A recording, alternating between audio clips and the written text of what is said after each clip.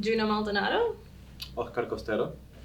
And for me is that I started in Wikipedia fully editing last year, but I've always been a reader, always been involved in the wiki space. And I remember when I found out first that Wikipedia is one of the anchor sites or one of the sites that Latinos most visited, I first was like, wait, what? And no, of course, that makes the most sense.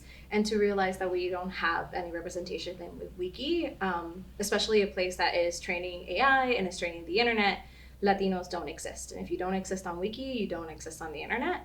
So that's why part of the reason why we started Wiki Latino was to ensure that our community is being represented on the internet. Yeah, for me it was a way to connect with again my roots. I'm being a volunteer and an organizer for part of my mostly all my adult life. When I found out this underrepresentation of the Latino community in the U.S., I say, okay, this is a way to connect with a community that I want to help, that is facing all these obstacles, they're having like a target in their backs. So I definitely want to be then representing in Wikipedia in some way or form.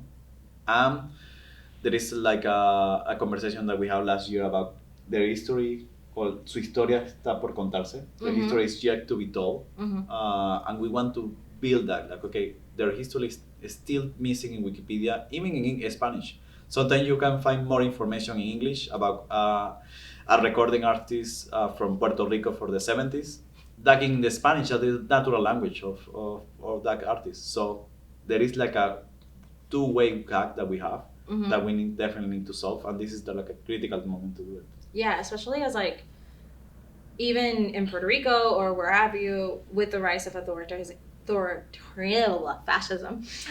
with the rise of fascism and the attacks on cultural institutions and attacks on historical record, if we're not digitizing it, if we're not archiving it in places like Wikipedia, then we run the risk of really ceasing to exist in the real life. In Puerto Rico, especially right now, the Institute of Culture of Puerto Rico is being threatened to be defunded, and having Wikipedia be a space where we can record that history that they're trying to either erase or change completely can help other future Puerto Ricans or current Puerto Ricans to really know their history and really know their culture and be proud of it, and vice versa with any other community within Wiki. We realized it was in Wiki Spanish. There's only Mexican and Puerto Rican category types for it. Yeah. There's no other Latin American identities. There is not even like the recognition of the terminology Latino. It is not universal, like an universal truth in the Spanish wiki. So we need to change that. We have 60 million people living in this country that are all Latino heritage. Many speak only Spanish. Is the primary languages. So why don't we make like the effort to include them in the Wikipedia sphere? Obviously, we need the help of the volunteers that are already here. The people like I don't know, Richard Faros, people like that have been here for a long time, Rossi, because they need to be guided. We need to bring them to the Wikipedia fair, but we need to like a wiki mentor along their path for them to learn the rules, learn the policies, learn essentially everything. Yeah, because it's not like we're trying to, for a lack of a better term, colonize Wikipedia through our Latino identities. What we're trying to do is build with an infrastructure within the Latino, within Wikipedia, and lean in on those wiki mentors and wiki experts to help us, show us the way, to make sure that we're abiding by the rules of engagement and culture of Wiki, because we know that's really important.